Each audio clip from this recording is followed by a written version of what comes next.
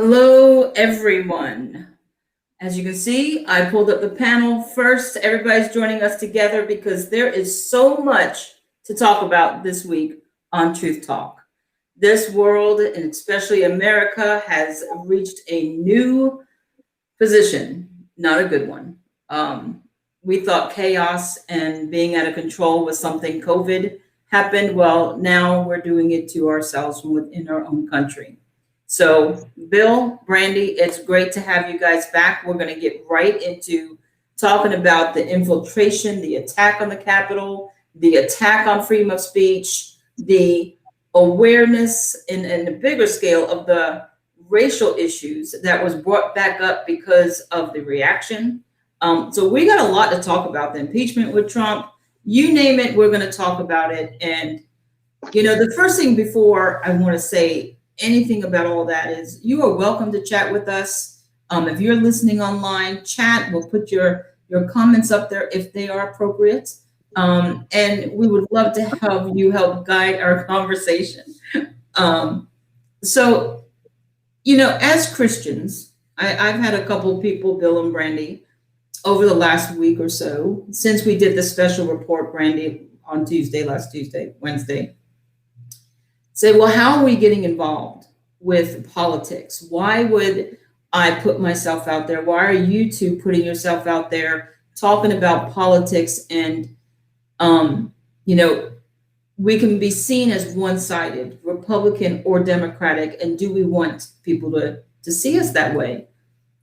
For me, I'm just going to say my truth.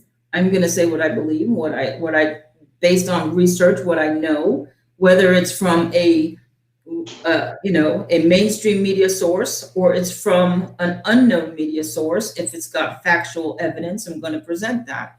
If it's about Democrats or Republican, I'm going to represent that because I'm not about doing one side.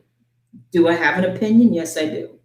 It may come clear as I talk about my opinion, but it's going to be based or supported and surrounded with both sides of the story. I hope that's our prayer on this show, is that we can present all sides, see how all people are experiencing it and concerned about it, and then how can we address it with biblical principles. So Brandy and Bill, before we start, I know you weren't expecting this question, but what makes you put yourself out there? What is your reason for doing something like this? I knew Bill would let me go. I think we kind of touched on this when COVID first hit, when God gave you the idea to do the show, and I just have always felt like I've been a messenger for people. I speak where people won't, where people kind of shy away from speaking whatever their truth is.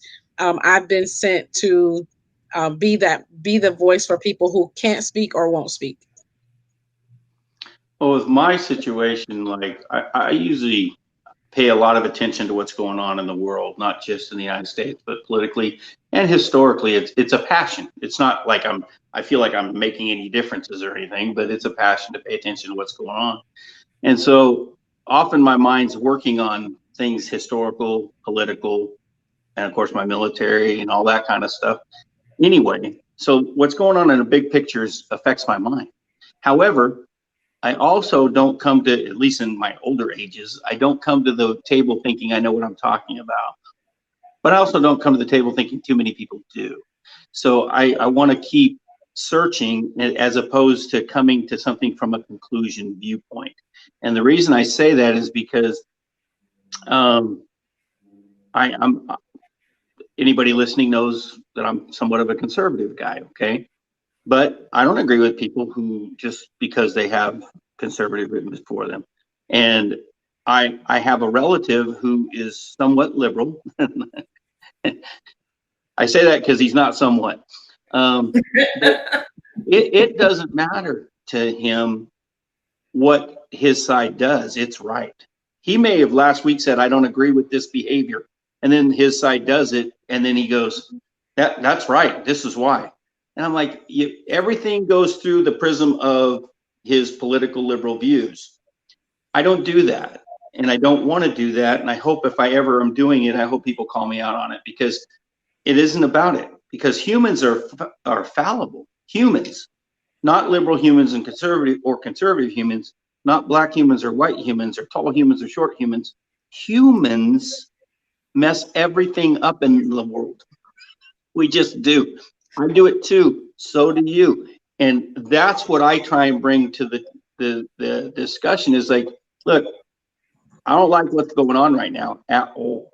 Okay. Not going to take sides and say, oh, this is my side, so now I'm going to defend that. No, not going to do it. And that's what I see almost everybody doing, both on the news or any place else. Now my has messed up, so I get to jump on them, or something to that effect. And I don't like that, and I never have. So that's what I hope to bring to it, a little bit of reason and maybe balance.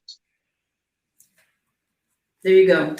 Now, everyone, if you were concerned about why, as Christians, we come on and talk about the news, talk about politics, and present all sides, this is why. Because I think here we have three people. We don't all agree politically. We don't all agree with the way we see things. We all have different experiences, different histories. But the one thing we have in common is our Lord and Savior, Jesus Christ, the foundation of the principles of the Bible, his word, the belief that God is bigger than every single thing we're experiencing. And that is what ties us together. And for those listening, if you can get past the smaller points of life and realize as Christians, we need to be bonded by the word. All the rest doesn't really matter. Okay, so with that, we're going to talk about this. The media has called it an attack, an infiltration on the Capitol. I think it's a desperation for justice. That is my coin for it, is a desperation for justice from people that feel disenfranchised by the politicians, by those in power. I want to welcome to the show Kay Lanyon. I hope I pronounced that right. She said, amen. I believe that was to the fact that all Christians should be joined together and make that our foundation. Thank you, Kay.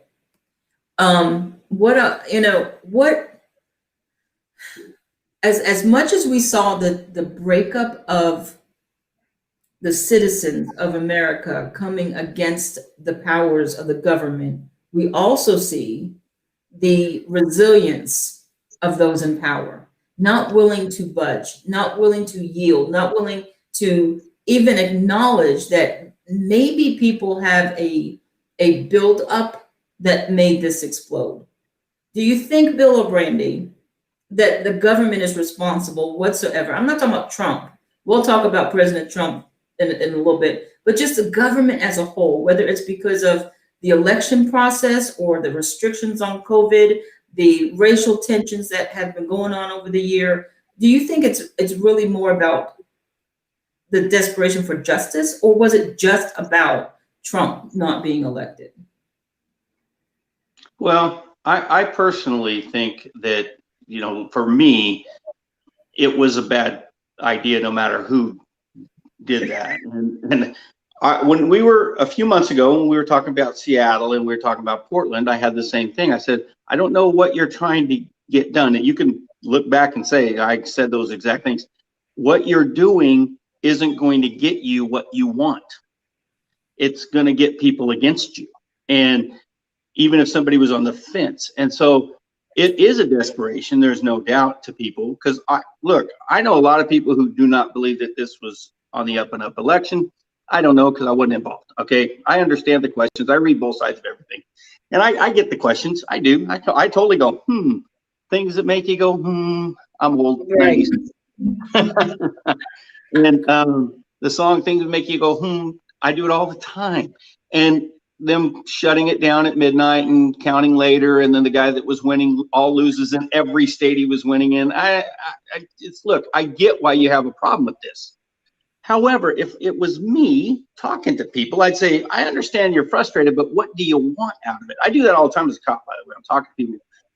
they're being violent, they're being destructive, they're being something. And I go, what do you want out of this? And they'll tell me, I go, well, now, would you tell your friend to go about it this way, or would you tell them how to do it a different way? And usually as soon as emotions are out of it, they go, yeah, that's probably I probably could do this a better way. I don't blame people for protesting, even in Seattle and Portland. I was like, look, protest all you want, hold every sign, stand on the street corner, don't take other people's rights, don't threaten other people, don't break things, don't vandalize, because now you are causing more trouble than what you ever could possibly fix. And if I was in the meeting saying, hey, we're going to go do this, I'd say, we better think about it, because I want this outcome. But nobody does that because they let the emotions get in charge. And I don't think it was a big conspiracy. I think emotions took off. And then once something happens, remember we talked about this before, that mentality of the old movie where everybody's going to break the guy out of jail to hang him, you know, because he killed the local banker or something in the movie. And then everybody shows up and that one brave sheriff stands out front with his shotgun and keeps that happening because they're going to have a trial. All that, over and over again, that was in the movies, right? But that's because everybody got together and started rolling. And I think that's kind of what happened, you know. Well, I have to interrupt that because it brings me to a point. And we're going a little bit further than I wanted to. But the one thing that I don't see as it's a spontaneous movement, okay? And I do think it's kind of like last week. It was, for me, it was like a mosh pit at a concert.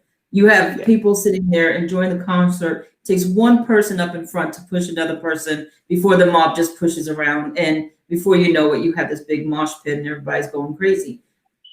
Could it have been that? Yeah. But I want to show you something. And we're going to talk about this. This isn't what you think. I'm just showing this because I look at this noose that was put up. That is not a spontaneous action. Right. They had to have that material. They had to have that forethought. They had to be able to have the tools to build that. Now that was going on, according to what I know, and I'll cite the places later, that was being built while the unrest was happening. It was a simultaneous action. So there's no way that was spontaneous. That can't be spontaneous. No, but the same mentality as the movie I'm talking about. They're building the gallows to hang the guy. They're going to break out of jail before he gets his trial. It's the same mentality. And that's what I was talking about. It's the mob mentality. And I'm not saying it's spontaneous like only one guy did it. What I mean is that mob mentality starts rolling. And it's very dangerous because no matter what, they don't think anymore. It's all emotion at that point. Yeah, I agree with that. There is no thinking. This is not something that I think there was planning. I think a few people might have planned it. I think there might have been people planted to plan it within the group. I think it's a combination. You can't point this to one thing or one person because it's just too complicated. And for me, you know, we're looking at what happened before and then what happened during, but then the result, like the steps taken after a fact, those are three different separate things. And I think what's missing is someone to say, hey, wait a minute, it's all not just as easy as one pie. Trump did it, let's get him out, everything's going to be resolved. It's not that easy. I know, but he's already gone anyway on the 20th. I mean, that's irrelevant because he's not inaugurated. It's going to be Biden. And we talked about that before too. It doesn't matter. Once the electors speak and vote, it's done. It's done. That's why I don't know why anybody would do such a stupid, in my opinion, stupid thing, because I'm like, that doesn't change anything. Not like, oh, the electors are now going to change their mind. No. Well, I honestly think it's a lot of stress that people are under, and they're done. They're done not being heard. Whether you're a Democrat or a Republican, whether you believe that there's a bad election or not, the fact is a lot of people, we're going to go over some numbers of how many millions of people are actually on the side of this is a bad election. they're done not being heard, you know, and they're done with their lives being taken away, the livelihood being taken away. You have massive amounts of people that have died. People are affected in every area of their life. This was just a thing that pushed them to the limit. But I want to get back to this news, and I want to segue it to Brandy. So this news went up immediately. Immediately, there was backlash about the news from the African American community, saying they put up a noose. This is racism. But I want to bring clarity to that, but then segue to that very factor is that nooses. They also had a stuffed man, and I don't have a picture of that, that said traitor on it, like a stuffed dummy said traitor. The nooses was representative of hanging traitors, which is what used to be the punishment for anyone for treason. They would hang them. So it wasn't a racial noose. It was a noose about the government having treason, being traitors to the American people for what they felt, the elections, how the elections went. So I want to make that clear that I don't believe in any way that noose is a racial noose. However, though, Brandy, I want to bring this to you. Was there a racial component during the riot? I mean, if I had to pick one, that would have been it for me.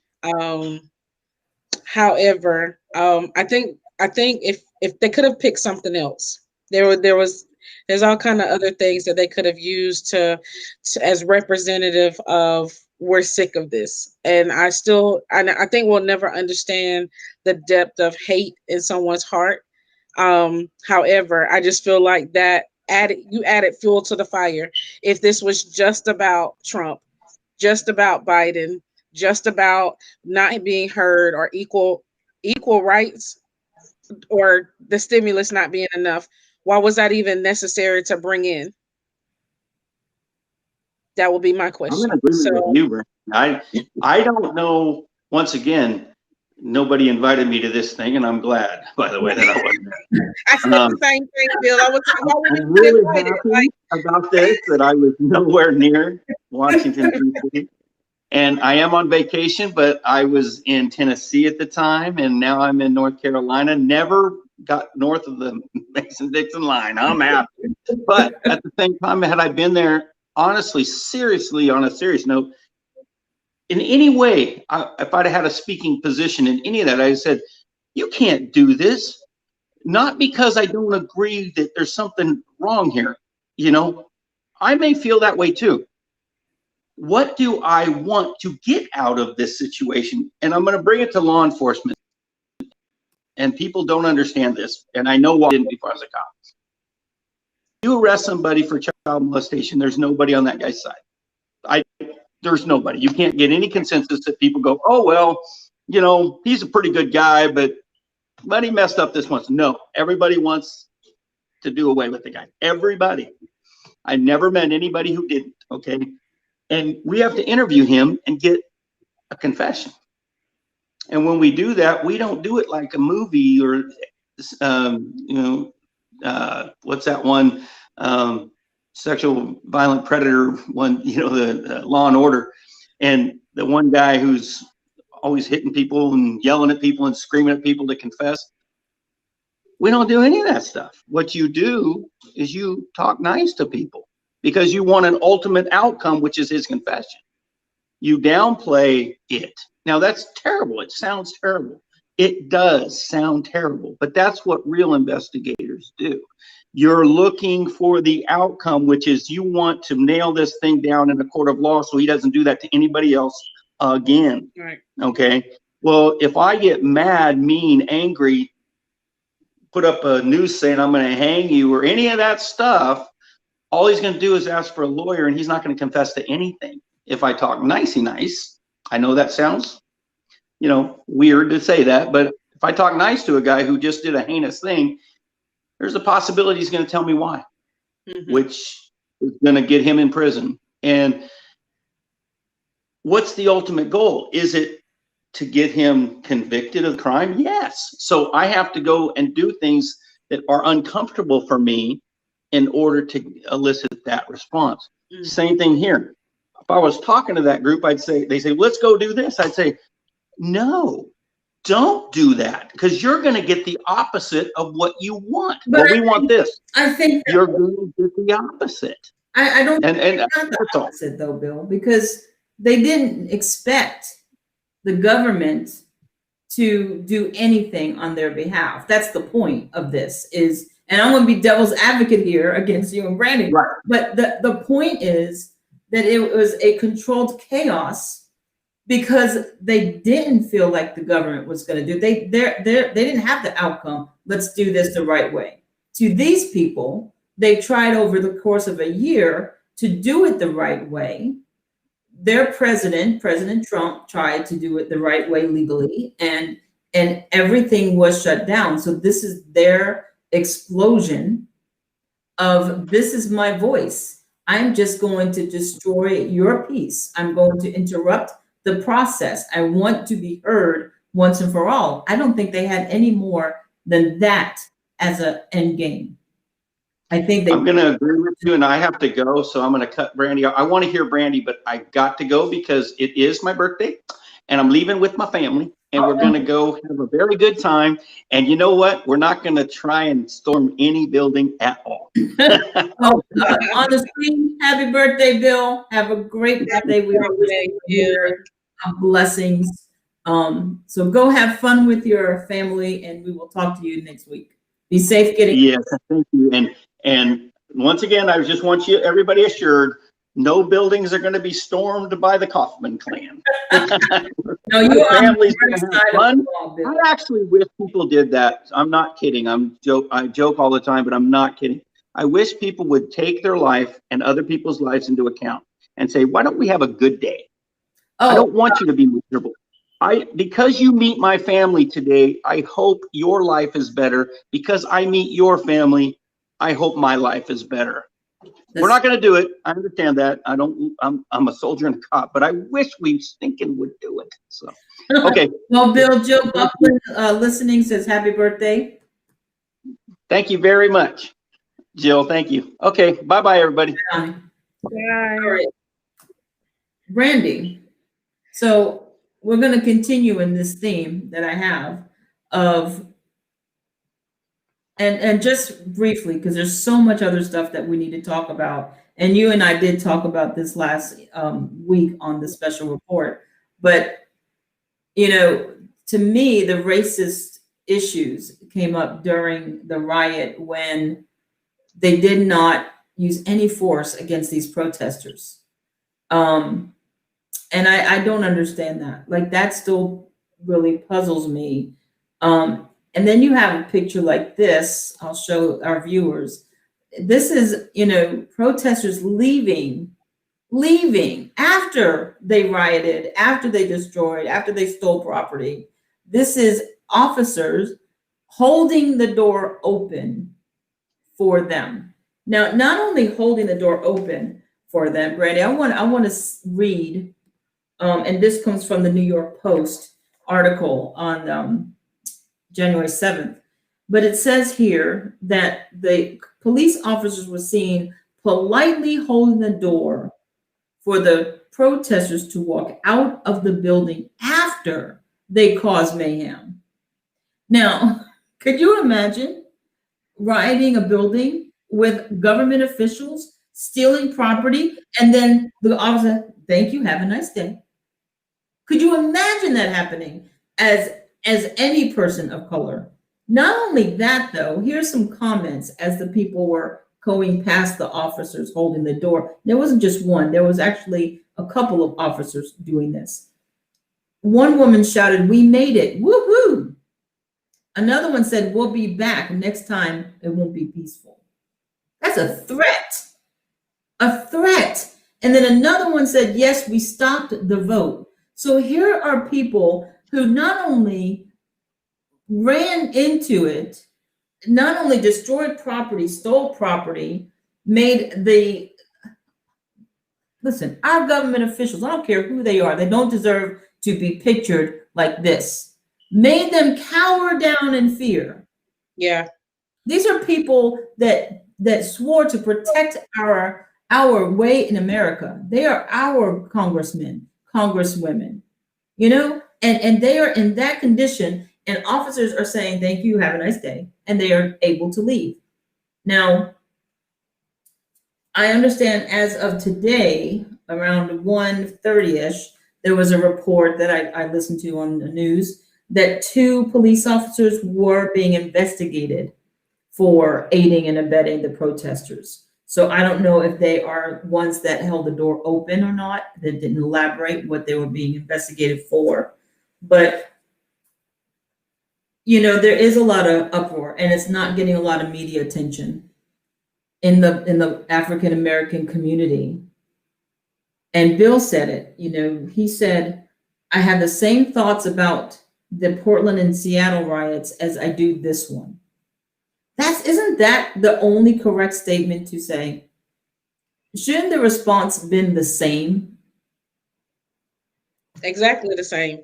I think the African American community is tired, frustrated, disappointed, um, unheard, um, just a myriad of emotions. It's like everything we always thought would happen. And I'm just going to, that Caucasians would be protected and African Americans will be killed. That's what people have always thought. And we see it live in living color on TV happening right, like in front of you is the craziest thing. You're like, is this really happening? That what the same crime, and this happens in the I tell you I have a criminal justice degree. This happens in courts all the time. Black man commits a crime, white man commits a crime. Black man gets 20 years, white man may walk or get 5 years. Same crime, but the color of your skin does matter. And even to the Caucasian community, I see my friends like, we sorry. We didn't know that this is really happening. And you see it right in your face that our government does protect. They protect Caucasian people. And I'm not sure why. But it's Again, not it a could be secret. right. It's not a But I think it was a surprise though. I It was think it a, was just like you right, know, like you think, and if Jill Buckland is still on, I'd love to have her comment because she's a dear friend of mine. And you know, that's I've David's always wife. done ministry with me. Hmm? That's David's wife. Yes, that's David Buckland's wife, who was on the show as a contributor. So she wants to comment. We'd love to have her comment as well. And David, if he's there with her. But this is the thing. It's not a secret. Everybody knows it. You can't deny it now. Right. But and even there's a TV show, and I cannot think of what it was, but I watched it the other night. Um, it's about a judge, a black judge, and it's here in LA. But anyway, they did one of the shows that there was a riot in the streets. Okay, and she intervened a cop who was questioning rather harshly a young like teenager, and she intervened and she addressed herself and said, I'm a judge. Well, the cop pulled his gun out and handcuffed her and all this stuff, but she kept telling him, I'm a judge, I'm a judge. The cop didn't want to hear it, but then an attorney who knew the judge came and he said, stop, I'm an attorney. And the police officer immediately said, oh, okay, sorry, sir. Now, same comment. And the attorney was saying, and they were best friends, they were good friends. And the attorney said, I don't understand why you're mad at me, because she was really mad at him at the end of the show. And she said, because you don't understand. I said I was a judge. They handcuffed me. You say you're an attorney, and they lead you out and secure you and make sure you're safe. Why do I need a white man to tell a white man who I am? But that's the America we live in. $1 million question. And I don't see nobody's talking about this. And to me, this is as big of a news, more big of a news than Trump saying a couple of sentences at a rally. The response and the unresponse to what happened. Because there's no way you got the FBI saying, can you help us find these people in pictures? If they were Black, they would have been hurtled in like cattle into a police department or more. One of the two would have happened. You wouldn't have anybody saying, please help identify these people. Exactly. No way. No way. Which Even the people that were climbing the wall, they wouldn't have made it over the wall. Like no. the whole situation, I'm like, where were the people? The people, Where's isn't the there rubber bullet shooting that guy off the wall? right? Nothing. It was Yeah. just like there was no protection from wherever they started into the Capitol.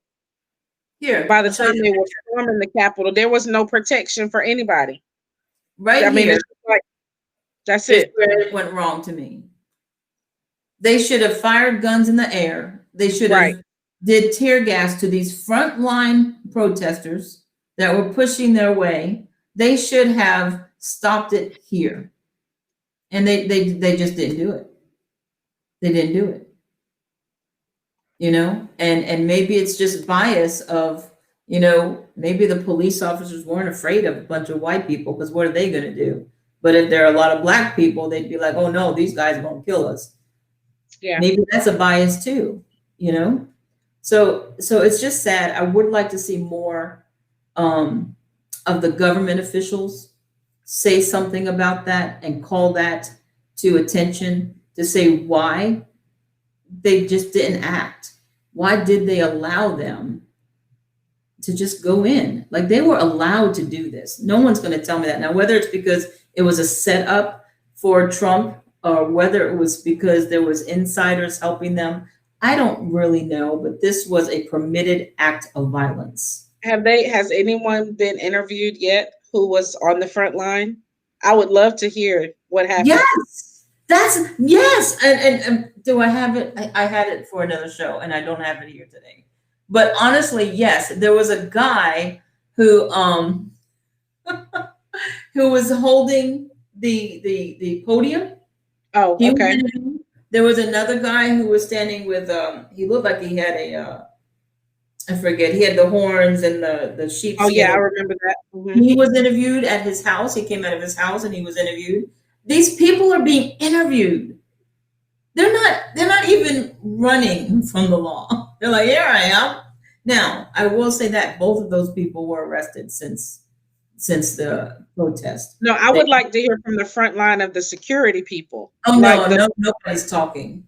Yeah, I want to know what was your mindset. Now I did hear did you see the video of the Black police officer that sent the people on a chase because he was a detour? So basically, he knew what was about to happen, so he let them chase him through on a detour so that they had time to cower and do everything else that they were going to do behind the scenes. So I'll send you the article. Maybe we can talk about it next week. But basically, so I don't think that everybody in the that was security just was like, oh, it's a mob, I'm just not going to do anything. And I also believe that a lot of people were caught off guard that were just at work to do their job that day. And this has never happened. Is that correct? Except in the 1800s. So not in our lifetime and they probably didn't think something like this was going to happen. So I'm sure it's a lot of questions in the air and things like that. But the people who were on security, I would love to hear what happened that day. You know, and even to the people who, I know somebody got shot. A lady had a machete. Like she had a whole knife. Like, did you see the picture? Yeah. This knife was. She's ex-military. This long. Why? Why did you have a whole long machete to go into the Capitol to talk about you didn't get your stimulus or whatever? They wanted to incite fear. They wanted to incite chaos. You know, and they did. And they did a good job. But now we see on the other side of it, Brandon, I kind of want to segue because there's so much to talk about. I think one of the most important things to come out of this is how the office of the presidency is being changed. And the next thing is our freedom of speech. I want to make sure we get to those two things. Now, I say the office of presidency being changed because never have we had any president completely thrown off of speaking to the public people. I know you This can is get such a great ending to this reality TV show that we had to watch, though. Isn't, I mean, it just fell right in line. I was like, oh, okay. All of these years that y'all could have shut him down, to all the other crazy stuff that he said, but this was just the icing on the cake. But was it? See, again, I don't believe that you should shut the president of the United States up. Just I'm talking about the office of the presidency. I don't believe. I think there's ways to go about it. You have the impeachment process. You have other things to do. But I want to show this because do you agree that they're saying that he incited the violence because of here's what he said. One of the things he said during that time, he said, "We fight like hell, and if you don't fight like hell, you're not going to have a country anymore." And then he completely said, "We're going to walk to the Capitol," right? So that's the incitement. Is that what, in short form, right? So he told, "We're going to fight like hell." Yeah, listen, I believe that we have to fight for what we stand for. Now, that word fight doesn't mean I'm going to go out there and literally beat your butt. Right. But I'm going to fight with whatever avenue I have, legislatively, politically, for me as a Christian, spiritually. I'm going to fight. I'm going to do warfare. All right. So for President Trump to say that at a rally, the rally was about the electoral vote and that they have to, protest it, that they were protesting the electoral vote. So for him to say we're going to fight and continue to fight doesn't mean he incited that. Here, before you answer, this is what Joe Biden said in an interview. He was asked, let me read it to you because I want to make sure, I want to see where this goes because again, I don't understand the double standard. In an interview on December 24th, 2020, not too long ago, Joe Biden was asked, let me get this point, how he would respond to charges that he is overly optimistic about opportunities for bipartisan cooperation. And he said, now this is, what do you think about the bipartisan cooperation? And he said, I respectfully, I think I spelled that wrong, suggest that I beat the hell out of everyone else. What? Not only that, no, let me finish. He also then continued to say that he was ready to fight. He doesn't view such legislative blood matches as productive, though. So here we have Biden talking about the opposition. I will beat the hell out of everyone else. I'm ready to fight. And these are blood matches. Now, how can you say this is not insightful, but what President Trump said was insightful? Now, I'm not talking about the reaction to these. Don't put the reaction in there. Right. Because we're talking about the words. That's what he's accused of. His words were insightful. Okay, now I need you to answer this because I know you're an anti-Trumper, but I don't understand this double standard. So they're saying that what Trump said, it was insightful, but what Biden said was not? No one's even bringing up what Biden said. I had to research this for myself. I just wanted to know, has Biden ever used the word fight? Well, let me tell you, there is a lot out there where Biden has used the word fight, talking about Trump people or Trump's values or Trump's agenda. How is no one, I don't understand how that word 100% means that it is insightful. I don't understand that. Help me understand that, Brandy. I think we live in a different generation. I mean, I'm a writer for those watching. I'm an author, writer, publisher. And so words have power in my world. Um, However, just because they have the interpretation is up to the person who reads it, not always who wrote it.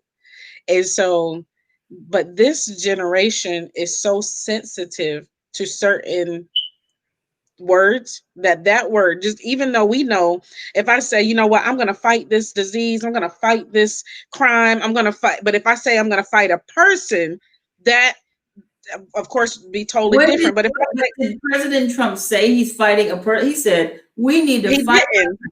because if we don't fight, we're not gonna have a country. He's not saying a Right. person. So he never said a person. So if I would have read that, taking off President Trump's name, we fight like hell, and if you don't fight like hell, you're not going to have a country anymore. And we know that he's trying to fight his way back into the presidency because if he feels like he was wrong, he feels like he was wrong. I can't tell that man he's not supposed to feel like he was wrong. And so if I say, like, I'm going to fight for my marriage because I feel like I want to keep my husband, I'm not fighting my husband, I'm fighting the system or the feelings, but I'm not fighting the person. And so for that one statement, I will say that I would not have agreed that he was saying that was the thing that took them into the Capitol. Again, Biden said he's gonna beat the hell out of everybody. So he beat Trump in the election.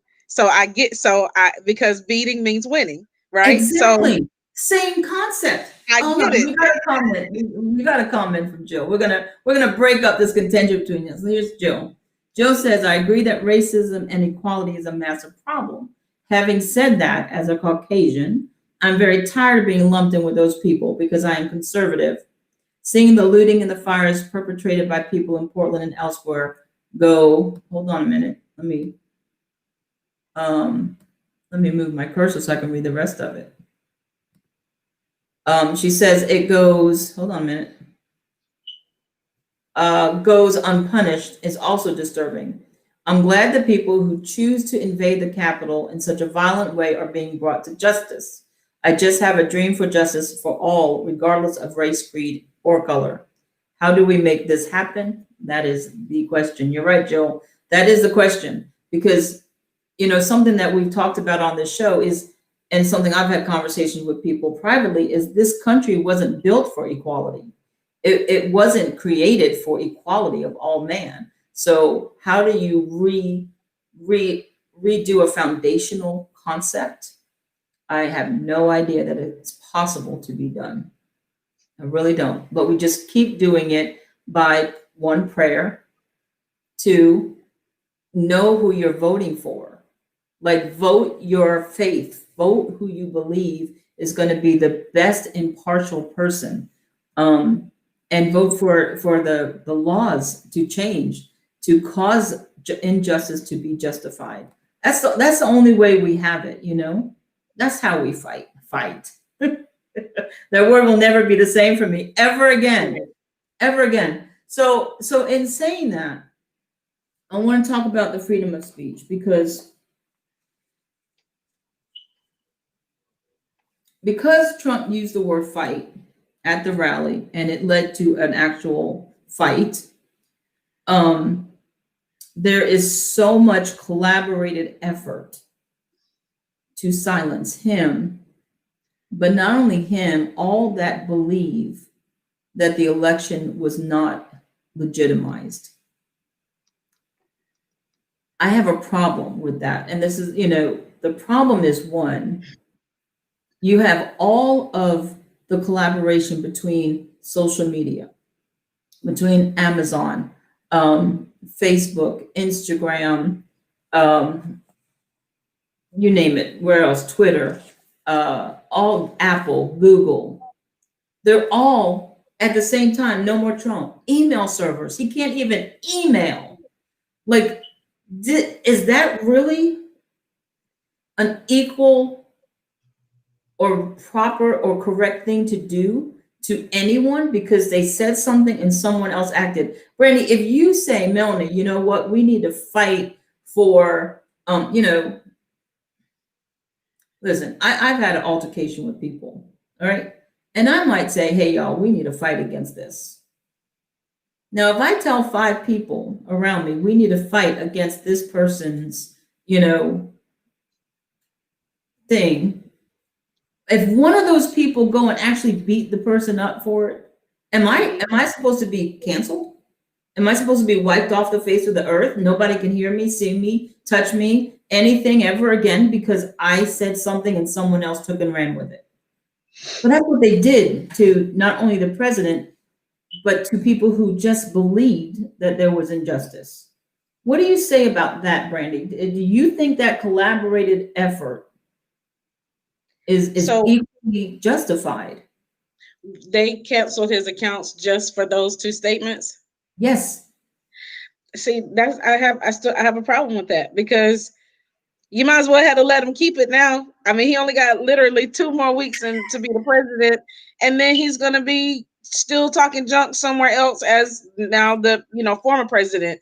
But to me, it was still a slap in the face, because the things that were directly hurtful, grab a woman by the crotch, all of Did, these very hurtful, harmful statements that were direct hit target. You take the one that's fluffy and kind of could mean this, it's all a wash to me. To me, it's a spectacle. It was a power card that they pulled. yes. Facebook went first, or Twitter went first, and then Facebook went, "Ooh, we can get some people on our team. We're gonna pull that Pinterest." Why does Pinterest need to be on the bandwagon of I haven't heard about Pinterest. Pinterest? Really? Come They on, check Pinterest. all of social media, all of them. And so again, to me, it's seeing. I told somebody this earlier. I have an older sister. I have a younger brother. So older sister, me, then my brother. I saw my mom be super harsh to my sister. By the time she got to me, she was getting softer. And by the time my brother came along, it was just like he could do whatever he wanted to do with no consequences. And I was like, dang, like, are you still the same parent? And so, she said, by the time your brother came along, I was just tired of raising kids. I feel like that's where we are. They're tired of trying to raise Trump, tell him what to do, how to do it, what to say and what not to say. And they pulled a power card and said, you know what? We're going to take what we deem to be your voice, but he still can press the button that ends the whole world. Like, there's a button up there somewhere that can end the whole world. Nobody even told you about that? Well, yeah, no, but I'm saying it doesn't make sense. It has no equality. Right. He still has the power. So taking away his ability to type on a computer and say stuff on a social media network still doesn't take away his power. But do you know about this? Because, well, okay, I'm going to get this to a minute. But here's the thing. Not only did they take away Trump's power, but do you know that, where's the number? Hold on a minute. Wait, hold on a minute. I should have the number right here, but I don't. Where's the number? Here it is. Okay. So I want to make sure I have the right number. If anyone did not agree, or anyone who objects to the certifying of Joe Biden as president. Okay. So that's a large number of people, right? Mm-hmm. Billions of people. But if you objected, now I don't understand that. They didn't protest, they objected. There's a legal right for our congressmen, our Senate to stand up and say, I object to the certification of a president, any president. That is part of the process that they can object, right? But do you know what happened to 147 Republican lawmakers? Let me show you.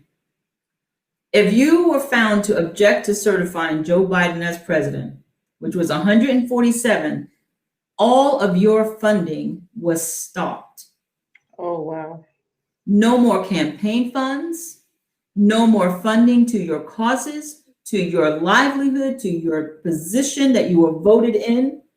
Marriott International, Morgan Stanley, Dow, Blue Cross Shield Association stopped all of it. Not only did they stop it, but also the the ability to swipe your card to get funding, they stopped processing payments to anybody who objected to Joe Biden as being certified.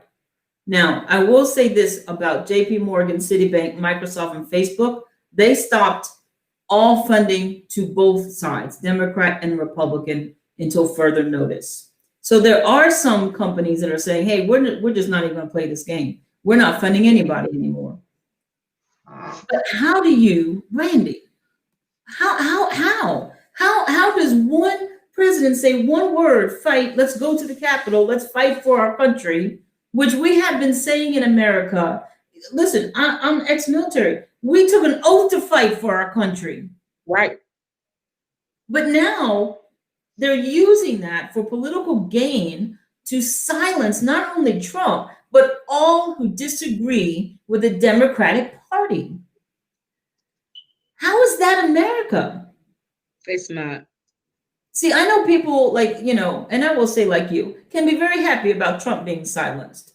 But when they cross the line to silence all who disagree That's with a lot. a party, that's overreach.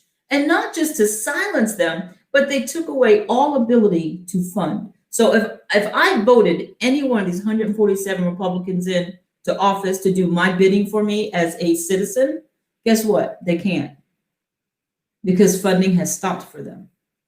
So we have a Democratic president elect, Democratic House, Democratic Senate, and now Democrats are the only ones who can get funded.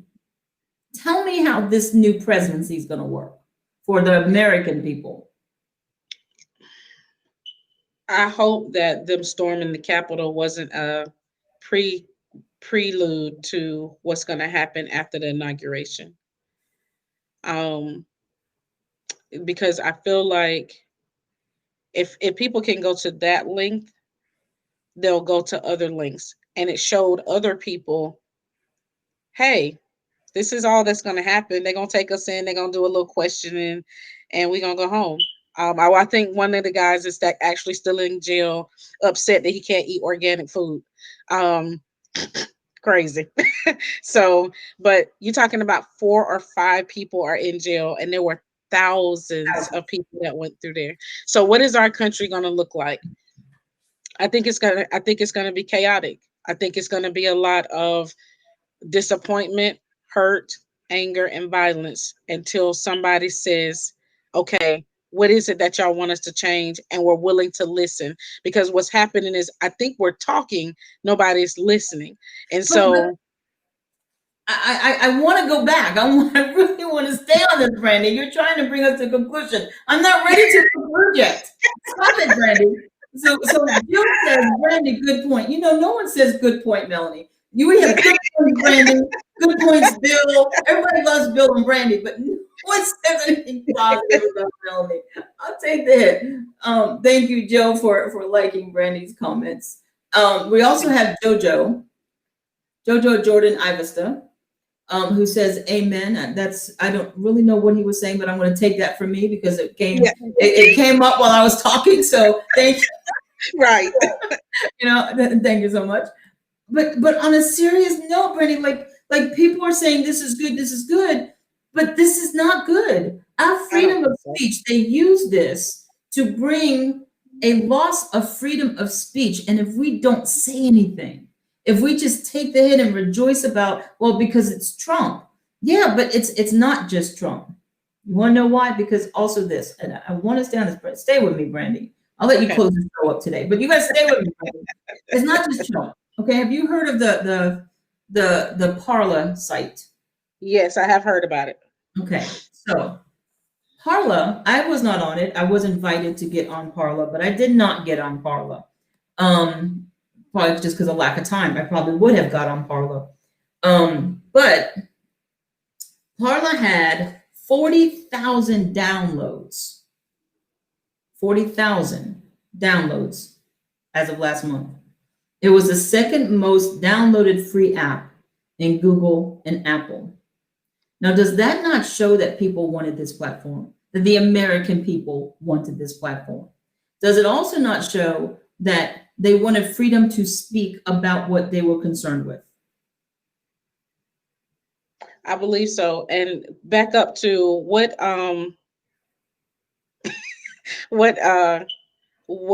what reason did Parler have to ban Amazon? No, Amazon banned Oh, Parler. so why did they ban Parler? So they're all saying because Parler was used by conservatives who followed Trump, that Parler was used or could be used to incite the violence. Gotcha. So that was their way of Shutting down bringing unity conservatism. and shutting down the conservatives. Okay, I'm conservative. I don't make a qualm about that. I'm a very conservative person. I'm like Bill. I don't follow Republican or Democrat. I take everybody at their own word, what they stand for, and so forth. And I try my best as a human, of course, I'm fallible, to line it up with the Word of God. Okay, you and I are on both sides, different sides of this, but we still both line it up with the Word of God as we understand it. So there's no contention between us. But you're telling me, now let me ask you this, Facebook, communist China has used Facebook. They didn't get booted out. They didn't close Facebook down. So because Parler has conservative Christians who didn't agree with the electoral process and who Trump tweeted to or spoke to or whatever, they are now gone, silenced, gone.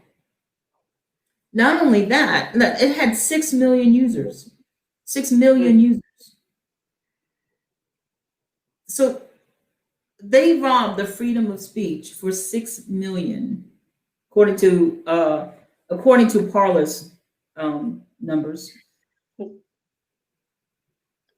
6 million Americans with a swipe, with a collaborated effort. You're not going to tell me that. I want to get to why I think it happened in a minute.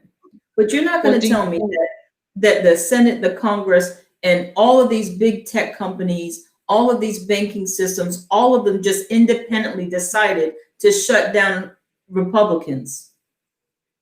And they did it in a fail swoop. They did it so quickly. How and why would they do that? And nobody cares to say anything. Oh, Jill Buckland, love you. She said, "No, you got your kudos in private, so your rewards in heaven." All right, I'll take it, Jill. My rewards in heaven. Praise God for that. And forgive me for being prideful for the moment. I humbly accept that it was a pride moment. Sorry, Jill. Thank you for bringing it to my light. I appreciate that. Let me get that off. I can't even get it off. It's stuck on there forever. But listen. What was I saying? Well, I got a question. Go ahead. So is freedom of speech freedom of consequence? No, but shouldn't the consequence be equal across the board of a company? Shouldn't the consequence be equal to the offense? If you let communist China go on a platform, but you can't let conservatives who say the election was rigged go on a platform, something's wrong with that. I agree. But I think our country has never been equal for what you say. Shouldn't the crime fit shouldn't time fit the crime? But they've never been that way. It's always been extreme. Like every circumstance has to be so extreme. They could have just done nothing. I mean, they didn't have to take away out in 10 days. Yeah. Right. That was my thing. It was like, oh, you want to say something now? 10 days from now, he's gonna be gone. Why does this even matter right now? Well, they're gonna impeach him after he's gone. They're gonna wait to impeach until the 19th. Really? Yeah, because it will hinder the process of transition. And listen, if I believe that you're so awful of a president that you need to be stopped, that I do an impeachment, I want you out quickly, not when it's convenient for me. See, this isn't about state of emergency. You can't tell me they believe that this is about a state of emergency. Also, President Trump has come out and said that it's time for peace. It's time for everybody to go home and be calm and be peaceful and that he's willing now to have a peaceful transition for the president-elect to come into office. So he's come out and spoken against the violence. He's come out and spoken that he is not for what happened, that he is not for violence, that he's the one, you realize he's the one who initiated the National Guard. He's the one, not the mayor. Yeah. Who should have done it. So they finally did show up. I just don't know. It was because the president, from what I understand and reading in all the interviews, the president invoked that, not the mayor. So he's come out and said it's going to be a peaceful transition from here on out. His people are meeting with president-elect's people, and it's going forward in there. Does he still say there's a fight to happen? Yes. He still says we have a lot to do. And I believe he's going to do a lot on the outside of the president's office. But he's allowing to go forward. But here we have the Democrats. No. We're not only going to block Trump, we're going to block everybody who believes in Trump, everybody who speaks up for Trump. Like, why is that necessary? How is Democrats sitting by and saying, and Republicans, anybody sitting by and saying, yeah, this is the way we want our country to be run? Right. I get it. It's like a bunch of I just had this picture come in my mind. A bunch of school kids that were being bullied by someone since September. Here it is, May. School ends in June. And they're like, hey, we can get him now because it's going to be the last week of school. So we could let's just all jump on him. And they're not thinking about, we can still get suspended next year. They're not thinking about, well, we can still have a mark on our record. All they're thinking about is that rage, and it's now or never, let's get them. And that's what I believe is happening, that the Democrats are not even thinking about consequences of the American people or companies or anything like that. They're just like, hey, we've been bullied by him for 4 years. It's now or never, let's get him. Right. I agree. And it's, but to me, Go ahead. I agree. I think, and I feel like it's the calm before the storm. For some reason, I just feel like there's something happened because of all these strings being pulled from up under people. You're talking about 147 people, 147 families, 147 people that probably have connections to somebody else. Yes. I just feel like it's making it bigger and bigger for no reason. And what about the states that are affected by the lack of funding? What about the states? Yeah. It's going to trickle down again to the American people. Because check this out. Here's some figures.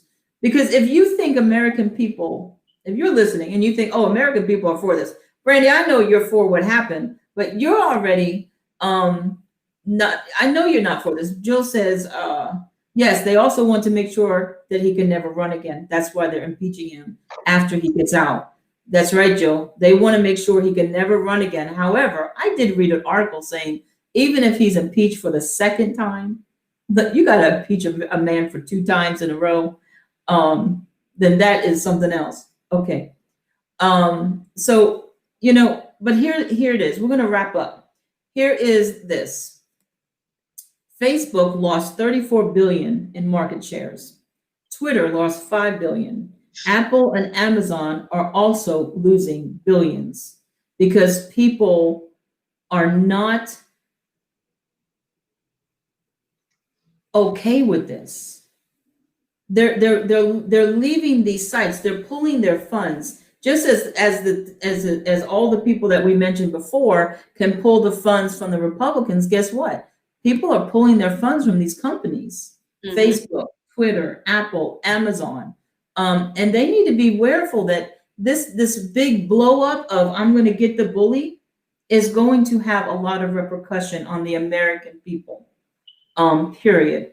I don't know if this is true. But here's a chat. We'll put it up there. From Hamza Mossad. I don't know if this is true, but it says Zoom has just been hacked. I don't know. So do your own research and find out if that's true. If you're using Zoom, you might want to figure out who hacked it. David William Buckland says, hit him harder. So he's like, okay, the bully's getting hit. Well, the bully's going to hit back even harder. we do not condone violence on this show. So we are not using hit them and fight and all that as literal terms. All right. We are not doing it little, but this is what I want to leave you. I know, Brandon, you have to go. So we gotta end the show. But here is why. We got this. It's section 230. Do you guys know what section 230 is? No, I want you to look it up. It's the Communications Decency Act of 1996. It was to protect people like Facebook, Twitter companies from pedophiles, from being sued because a pedophile got on there and did his thing. That's why that was enacted. President Trump wanted to change this section. He wanted it to be he wanted it to be more even, that if they went after one party, they had to go after every party. They had to really, police their sites. He wanted to make that changed. That's what he was proposing. It would have hurt President Trump because he's one of the main people who they're going to cite. But he's like, if you cite me, why aren't you citing everybody else? So he wanted to change it to where they weren't protected on social media apps by choosing who they're going to silence. He wanted them to say, listen, if we silence one, we silence all, pretty much. That's a wrap up.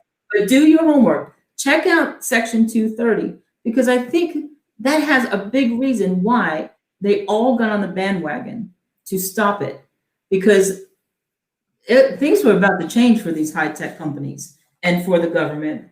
And now it's not going to happen. At least it doesn't look like any of those changes are going to happen. We do have to go. Brandy has, she is so amazing. Everybody wants her on their show, and she has her own shows to do regarding her publishing company and her teaching of the publishing companies and writing. So I'm going to give her another shout out. You can talk to her or reach out to her. Here's her Facebook tag. She's amazing. We thank you, Brandy, for being on the show, and for everybody else that has come on. Thank you, David. Thank you, Jill. Thank you, Kay Lanyon, and let's see, Jojo, Jordan Ivester, who gave me an amen. I'm going to take it. Thank you guys for being on the show very much. Reach out to me if you guys that participated in today's show. Go to I'm trying, Brandy, to be quiet. Go to Truth to Hear, and you can have a free merchandise for participating today sent to you. But please email me and tell me what you want: a hat, a tote bag, a cup, or a t-shirt. And so if you participated in today's show, please email me at info@truth2hear, and you will get your free merchandise. All right. Thank you so much for coming along. Thank you for listening and chatting. May God keep us in prayer for our community and our country. Thank you. Bye.